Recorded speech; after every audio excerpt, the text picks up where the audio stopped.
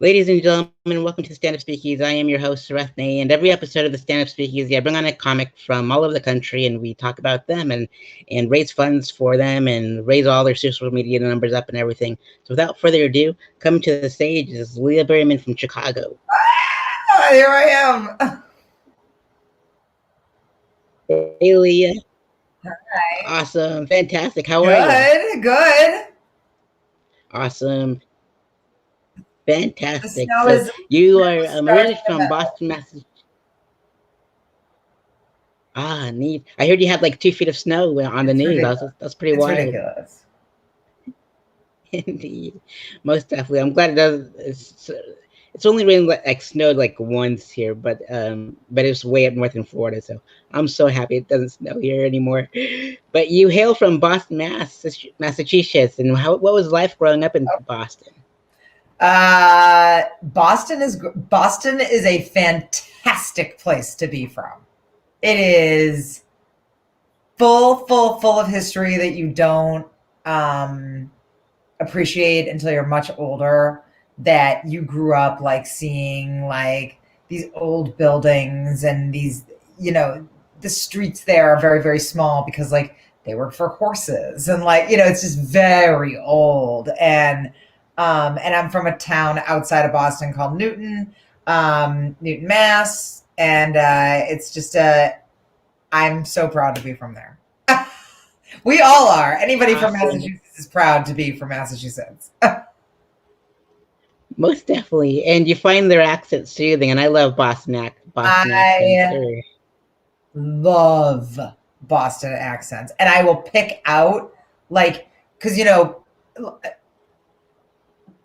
movies are done and they're done in Boston, and the actors aren't from Boston, so they have to learn how to do an accent, and like some are just like, oh my god, they're so bad. I can pick it out. I'm like, no, because my grandparents were old school Boston, like they spoke like Mayor Quimby from The Simpsons. Swear to God. Swear to God. So it's like I can pick it out. I can pick it out. Indeed, most definitely. And they have really good seafood up there. And so, what made you fall in love with goldfish crackers? Oh, I just love goldfish crackers. I'm just like upset. Like whenever anybody's like, give me a bio, I'm like, oh, well, Lia Berman loves gold. That's something you should know about me. Like going into, ooh, sorry, did you hear that? Yeah. That Was was that a a goldfish? huge icicle just fell like from my roof and scared. um, Indeed. but I also have a son. I have a 4.5-year old, and if you're a parent, then you know that there's nothing in the house that the staple that you must have in the house is goldfish crackers Absolutely. Indeed. and And popsicles. we talked to your son before we went on air, and he's excited about the Daytona 400, and that's where like my homeroom is, and it's just like it's a pretty cool speedway. And you, since you're a parent, you have your own podcast called Parental Advisory. And how did that all come about?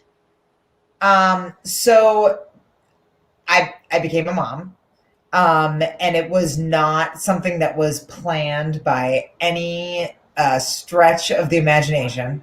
And so I kind of was like, well, I don't know what I'm doing. And everybody else kind of seems to have it together. And I have no clue what I'm doing. And I don't feel like anybody's really talking about how like there's no way everybody else could have it together. Like I just didn't believe it. I was like, there's just no way. So I went to my friend James, who was coincidentally starting a podcast studio. And I was like, I have an idea for a podcast. And so he was like, well, I've got a space for you. I'll help you with this. And so I just started interviewing other comedians that were parents, moms, dads, just other comedians that were parents. And it turned out that everybody kind of wasn't talking about the elephant in the room, which was that we don't know what we're doing. And so it ended up being a really great podcast. that's still going strong now, but it's not just comedians. That's so So awesome that you're branching out, and that's fantastic. It's a yeah, cool so now we've got origin like story. all sorts of people on. I just had my husband's cousin, who is a doctor in a Minneapolis prison, and a mom on during COVID. I mean, what a job to have and have a kid, right? Yep. That was a good one. That was a good episode. Speaking of jobs, you also work a 9 to 5, and how long have you been working the 9 to 5 that you're currently at, and I what do mean, you basically do? as long as he's been around, as long as the Wow, boy's been going. indeed, most definitely. And you're also you perform and write comedy, and what got you jumping into that into comedy? Oh my god, how long's the podcast? Like I would say, if you wanted to say how did I get into the Chicago comedy scene, it's because my cousin David, who lives in Chicago, was like, you know, Leah, you should really, like, you're funny. The way you put things together is funny. You should say it up on stage. And so I was like, all right. And so I like started doing it. So basically, like, kind of on a dare, I guess. I started it, but I would say that I've always loved comedy since I was little, and I would, you know, memorize, you know, Gallagher and Rosie O'Donnell and I mean, all of it. Eddie Murphy, all of it. I memorized all of it. I mean, didn't Awesome. you? I mean, didn't we all, right? Yep. I grew up on like John Leguizamo and Eddie Murphy, and yeah, it's just so many fantastic folks that I just grew up watching. So Right, like I can, like, come on, Eddie Murphy Raw, like you and I could probably recite that entire thing from beginning to end. No it, lag in time. yep, indeed. Unlike this podcast. All jokes aside. So I love Chicago's scene, and that's why I love like interviewing so many comics from the scene. And it's like, The and when best. I went there perform like 2 years ago, I got to perform at the Red Line Tap when it was still open, and at the Annoyance Theater, and Oh they were yeah. both fantastic venues. Yeah, Wait, is they were beautiful. Annoyance is still Um, open? I hope so, because that venue is just beautiful. I just love it. Mhm. Yeah. Hopefully, when Mhm. I go back up there, I'll go explore some other venues and stuff. But Yeah. and so, your podcast is scrolling on the bottom there, and it's also in the description box below. So if you'd like to subscribe, feel free to and listen to some parents and talk, and And it'd just be like pretty don't even awesome of you. subscribe. Just hit 5 stars. Just give me 5 stars. Just everybody just give me 5 stars. 5 stars. 5 stars. 5 stars. Write a review. I don't care. Indeed, absolutely. It reminds me of the stickers that you would get, and so you put on your car that's against the wall, and when you're a kid in school. So get Yeah. those stars up there. So, Yeah. indeed. So Leah, we talked about how you got your start in Chicago stand up, and so if people are barely jumping in now, what inspired you to perform stand up comedy? That's a really good. I would just say that, like, I felt more comfortable joking about things that made me uncomfortable. And I felt like I put other people at ease when I made those jokes.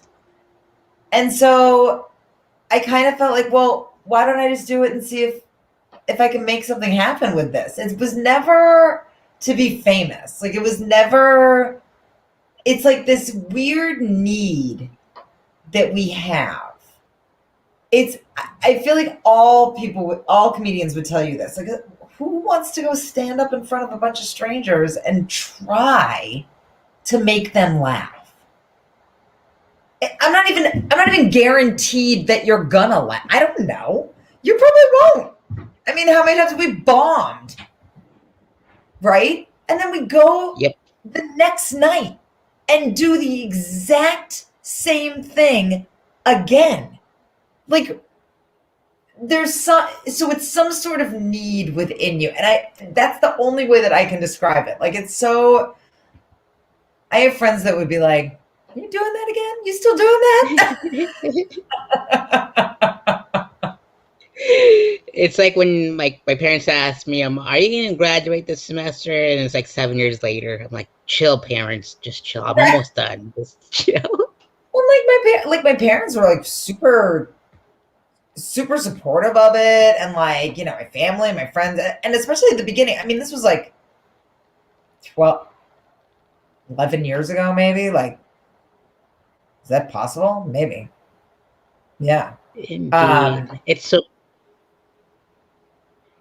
so cool to have your parents and your pals supporting you the same way for me. It's just they believe in your dreams, and it's fantastic. Nothing right. beats that. And just like you being happy, like, oh, okay, that makes you happy. Like you, and like the people that I've met, I mean, I have to gush about the Chicago comedy scene. Like, I have to like, and I don't know other scenes. I don't know the Florida scene. I don't know the West Coast scene. I'm sure that it's tight knit. I'm sure that that's the way that it is. But I also feel like a lot of those people came from Chicago together and like found each other and made it close knit out there. Like Chicago itself is just like we're we're all vying for the same spot, the same attention, but we all have each other's backs. Gosh, you're persuading me to move there, and I plan on moving there for like 3 or 4 months, and then And just Chicago's been through some tragedies. I mean, I mean, have you guys talked about like some of the tragedy that's gone on in the Chicago comedy scene? I mean, we've lost people, I mean, friends. And every time that we've lost somebody, we have, I believe, come together even stronger. that's the way it should be. I It's mean, we just shouldn't like lose anybody, but like when we have these devastating times, I feel that the comedians leaned on other comedians and really felt like we were like I was proud to be a member of the scene. You know? indeed, most definitely. What was it feeling like when you first performed stand up? Oh God. When I first did? When I first did an open mic or when I first performed stand up? When you first performed stand up, or both? I mean, it was the scariest. I had been in plays, I had sung solos in choirs, I had made speeches in front of classes and like given like a college dissertation. I have never been so scared in my life. Indeed, most Yeah. definitely. I was so scared. I changed into my superhero alter ego, and I went on stage and told jokes. I was just that No, scared. you did not. I did, and then I went off stage The and I changed first into time? yep, my first time in LA. When I lived out there, and I was like all Wu Tanged out from top to bottom, and then Stop I it. go, I did. And then I went to my car and changed into a Rage Against the Machine shirt, and the host asked for 5 more minutes. I'm like, dude, I don't even have 5 more minutes. I don't know who you're talking about. He goes, so I'm just his manager. He goes, so you're pulling an Andy Kaufman on me? I'm like, yep, I'm pulling an Andy Kaufman on you. So it was just too much fun. Oh my God. Good times, indeed, indeed. So we spoke of Eddie Murphy's Raw, and what are your other favorite comedy specials and records? Okay. Eddie Murphy Raw was like mind blowing, right? Rosie O'Donnell did a stand-up special from Boston, coincidentally, from the Comedy Club in Boston, Comedy Connection in Boston, that in 1992 that premiered on HBO. And I had a friend from summer camp, and her mom worked at HBO. And I got this VHS cut of what this special was. And I don't even think it was like titled anything yet. In fact, I don't even think I know the title. And I watched this Rosie O'Donnell 60-minute comedy special from beginning to end. It was my Bible. I thought it was the funniest thing. Oh, here comes my son. You want to say hi? Would you like to come say hi? Say hello. Hello, how's the Doc Daytona Hudson, 500 going? How's the Daytona 500 going? Doc Hudson didn't understand November 20 racing. Well, isn't that from Cars, the movie? Yeah. Okay, so what is the problem now? Doc Hudson was being chick hit earlier in the race, but he didn't really understand about number 20 racing. He was beating number 8. Okay. He was beating number 8 earlier. Okay. But then chick hit, zoomed over the bridge, and zoomed off the bridge, crashing into each and other car. They were trying to beat Wayne and McQueen. Okay. Cool. Thanks for the update. Awesome. So we were talking about Rosie O'Donnell. Anyway, thank you. It was like my Bible. It was like my, and it wasn't dirty. There was no part about that 60 minutes. She had not come out yet. Okay. She had done A League of Their Own. And she was back on the comedy circuit. Like, she was such a like comedian at heart that she was just like, no, I got to get back out there. You know what I mean? And so she was back out there. And it was all clean. I mean, there were no swears. It was all clean. And I was like, wow. Like, and it spoke to me. And so most of my stuff is clean. Because I love Eddie Murphy Raw, but that's Eddie Murphy. I'm not, like, oh, are you back? Okay, what do you want to tell us? I'm at the Daytona 500. The Daytona 500, yep. Yeah, the other cars that were zooming over the bridge, they were trying to get like food. But then they were zooming over the bridge. Altogether, they were trying to go on the bridge. They were strapped in. Nobody else was trying to win the race. But yes, what car was winning the race? What car is winning the race? If you can't guess. I can't guess. I'll give you a hint. Okay. Whisper. Okay, give me a whisper.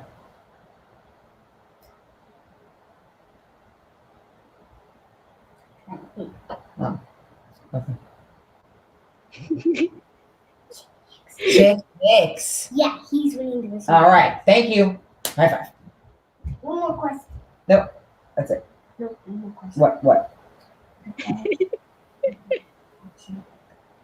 Okay, I think you should lie on the couch to watch this. Well, my race is not over yet. Okay, when it's over. But when Lightning Queen was trying to win it, they were having trouble together.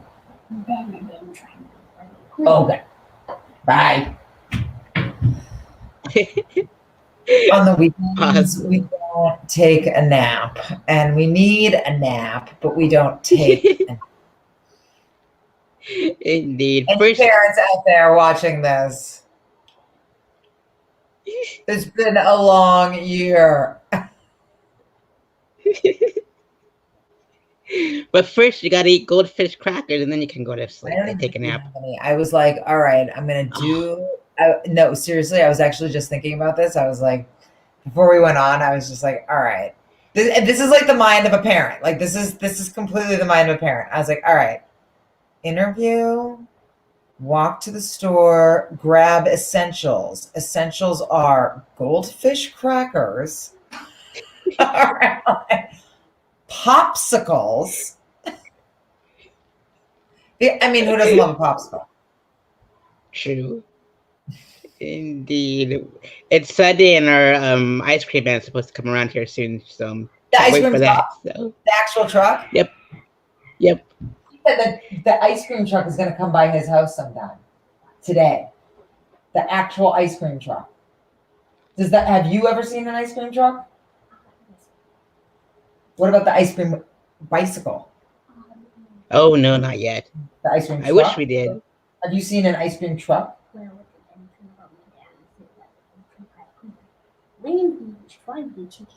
Okay. Okay, well, you're done talking about that. We were asking you a question about ice cream. Okay. Well, he's asking me questions about ice cream. About the ice cream truck.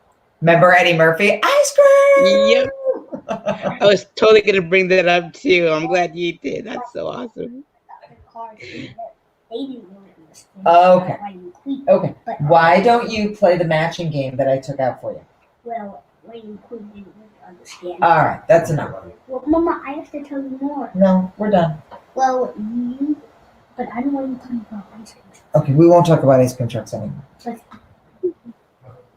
I need to tell you about one more. Okay, I'm really sorry. Last thing. And Hicks. But Chick Hicks didn't really understand about Chick Hicks racing. But however, it's like the Queen. But Lightning McQueen didn't understand about Bobby Swoop's race. He was trying to be the other Lightning McQueen. Thank you for telling me. Well, I have to go now. Mama, Bobby Nope. Swift. Mama, Bobby Swift was trying to be the second one. Okay. Thank you. I'm really sorry. Good times. It's okay. I'm sorry. You're fine. You're fine. It's okay. And so, and Leah, let's see here. We talked about Rosie and Eddie, and they have been on TV and film. And I want to know what your favorite sitcom, sketch shows, and comedy films are. Oh my God. Sitcom of all time? Yep. Oh God. I can't. Do I have to pick just one? You could pick a couple if you'd like. Okay. Wonder Years. Family Ties. Full House. What other shows do I love? Seinfeld. Well, Friends. Well, no, in 19. Okay, that's it. No, in 192500 race. Okay. He was the only car Indeed. that Cool. Hicks. Now I have to tell you my favorite No, movies. Mama. Goodfellas. Stop. What About Bob? Ghostbusters. My kids just Mama. licked. Did you see that? He licked Mama. me. What? I know. But Mama, you have to stop talking. I can't. They're interviewing me. But, I happen to be interesting. but there's supposed to be so many people in the podcast. No, this isn't. There's not supposed to be so many people. So many people are watching you tell me about Lightning McQueen. But Lightning McQueen was the only car who could Chick Hicks. Okay, Chick well, Hicks- we'll talk about it Chick Hicks- later. Chick Hicks was in a far away. Okay. But Chick Hicks, but in my race, Chick Hicks is in the lead in same race. Goes off. What? Give you a popsicle. And that's how you solve that. Indeed. And sketch shows. Was have you ever seen LA Story? Watch I should though. Steve Martin, LA Story. Top 5 favorite movies of all time. Indeed, most definitely. I'll definitely check those out. And your favorite sketch show? Kids in the Hall from back in the day was, I mean, the best. Did you ever watch Kids in the Hall? I've watched some episodes, but I never really got into like all the seasons. But Oh man, Kids in the Hall. Kids in the Hall, Saturday Night Live, In Living Color. indeed, same Yeah. here. I loved In Living Color, most Yeah. definitely. You didn't. And if you can go on, most definitely. And I love like the two snaps and the Z formation and and all the men on film. Good stuff. And if you can go on to comedian, locally and internationally known, which comedians would you like to go on tour with? Would I want to go on tour with? Yep. Oh no. International or national, like Judy Gold. Local. Judy Gold. I love Babs Gray and Tess Barker. Like I love those girls. I think Babs Gray is one of the funniest. I think both of them are hysterical actually. I would love to like go out with like Lisa Traeger and like Megan Gailey. That would be amazing. Indeed, most definitely. And if you can get roasted by 5 comedians, past and present, which comedians would you like to get roasted by? Roasted? Yep. Rosie O'Donnell, Joan. Hold on. Okay. Okay. let me think. Rosie O'Donnell.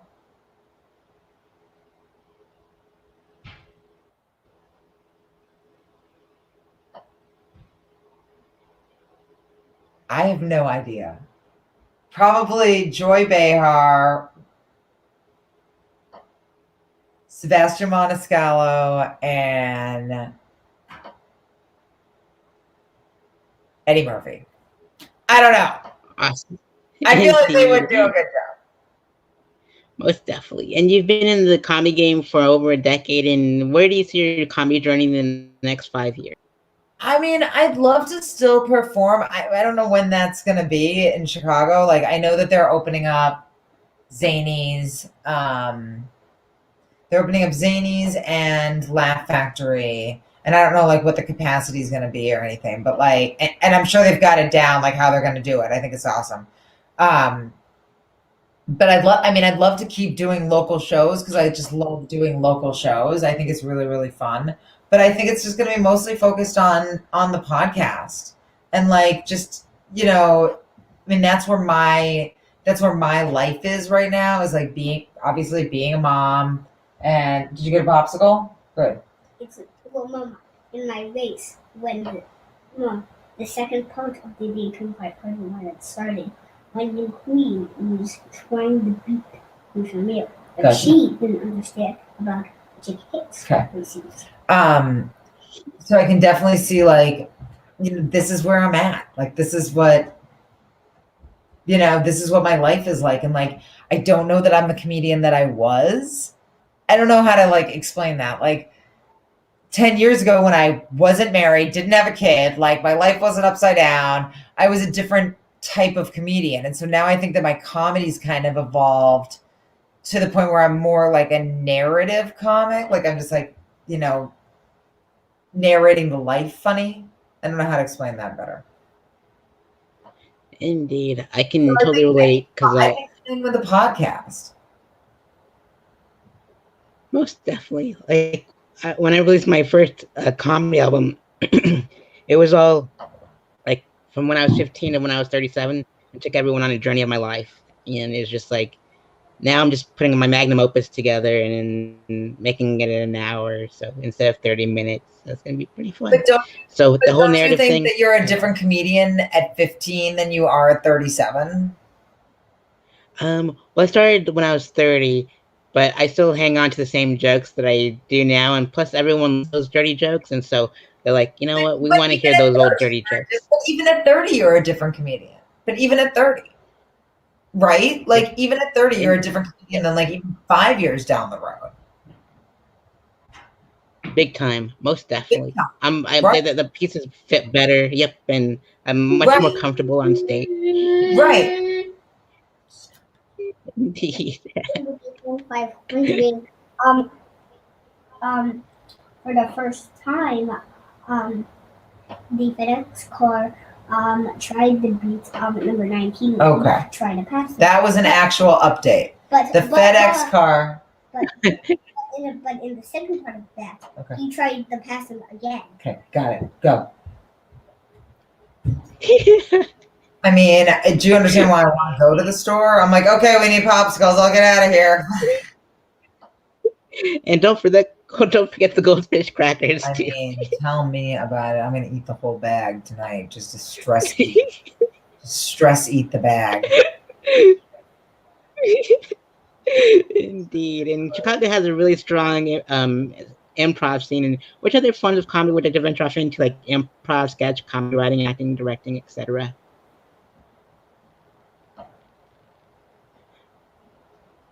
So, which other forms of comedy would you like to try out next? I mean, the comedy seems to beat me up for saying this, but I would do improv, absolutely. And there's like a part of me that really wants to get back into theater. Like there's a part of me that like would love to just like do a play, you know? Like I'd love to do a play or like do a musical or, you know, I would get the biggest kick out of that if that opportunity came up. I would love to like totally sink my teeth into like a project. Indeed, most definitely. I wonder where that riff came from between the Jolly Green Giants, known as the improv scene, and the disgruntled Smurf and the stand-up scenes. Like every scene is like that. It seems like they don't like the improv. They just don't. So before quarantine, I ran an open mic, and that I can't promote right now because it's not going on. But improvers would come all the time, and I mean, I would just be like, oh God, like this is gonna get bad. This is gonna get ripped. It's like, open mic, anything goes. They'll just yell at you. Comedians will just be like, get out, like. It's like they need more than 5 minutes on stage. Right. They never say no. It's like, oh, good gravy. Exactly. Indeed. So, Leah, what is your favorite joke a comic has written? I have a few. Oh, my friend Jeremy Drasner. Jeremy was on this. Yep. Okay. My friend Jeremy Drasner has a joke about being at his father's funeral and his mom and people asking him if this, if he's going to give up comedy. And he's like, well, Mom, I don't think his funeral is the right place. I think that's one of the funny.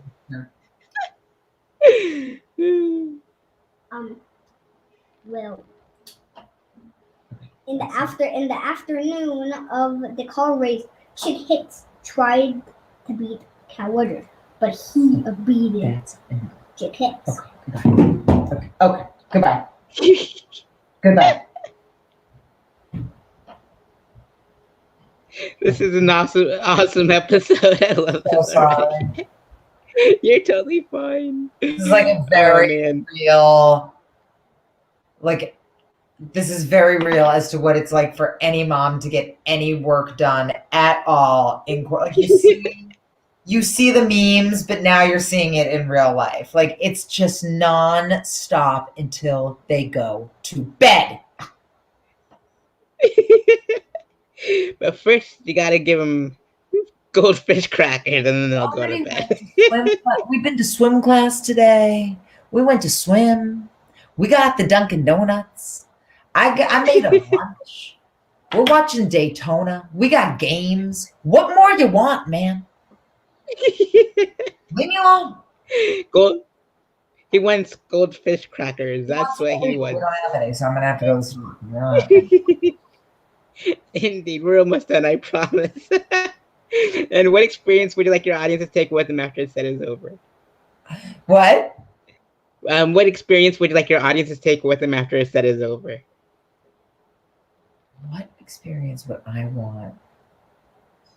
I mean, just fun. Like, to remember one of my jokes would be awesome. I'm not gonna say that wouldn't be great, but just that they had a good time. I haven't had like a ton of people come up to me, at one time or anything. I'm not super famous in the scene, but when I have had a good set and somebody's come up to me after and been like, that was funny, I'm like, thanks. Like, I'm glad that made you laugh because I think it's funny. So I'm glad you think it's funny too. Now we have something in common. We both think I'm funny. Absolutely. Indeed. That's awesome. And so, Leah, as you were once nominated, this is the stand-up Speakeasy. It's the prohibition during the roaring 20s of this century. And so in order to be on the show, you have to get nominated. And so that's what happened with Leah, with you. And so, Leah, with that being said, which comics in Chicago would you like to see on future episodes of the stand-up Speakeasy? Oh, okay. All right. I was nominated? You were. Oh, I know that. Okay. Mallory Bradford. is great, is fantastic. I don't know if you Megan McMurtry is fantastic, and Lindsay Porter. So Indeed. I'll definitely they those three I'll are definitely have to reach out.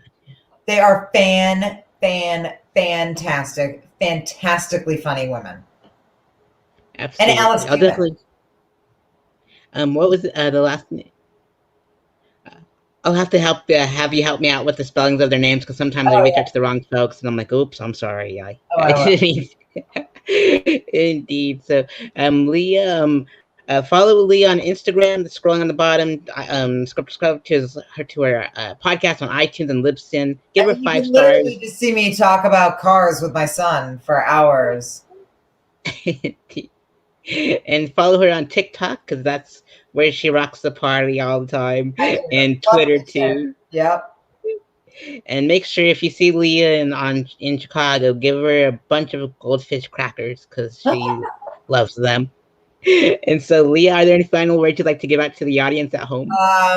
We're gonna make it through this. Everybody, mask up and drink your water. Stay hydrated. Stay hydrated. Stay hydrated. And when comedy comes back, let's get out there and laugh because it's been a time. Absolutely, I agree This was really wholeheartedly. great though. Like this was really fun. This was so much fun. I had a blast too, and thank you so much, Leah. And it's been a joy and all that good stuff. And I can't wait to meet you in person. I'll be in there in August and October. Oh well, maybe And my mic will be back by then, and you can do my open mic. I would love that. I would love that too. And we'll eat goldfish crackers together. I promise. So, awesome, fantastic. Thank you so much, Leah, for being my guest today. It Thank means you the so world to much me. for And having me, and whoever nominated me. Thank you. you will, and thank them. I'll remind. I'm not sure either. It's just awesome stuff. Thank you so much, Leah. And for everyone else, for the next time on the Stand Speakeasy, we'll see you soon. Be safe. Take care of each other, and we'll see you on the next episode.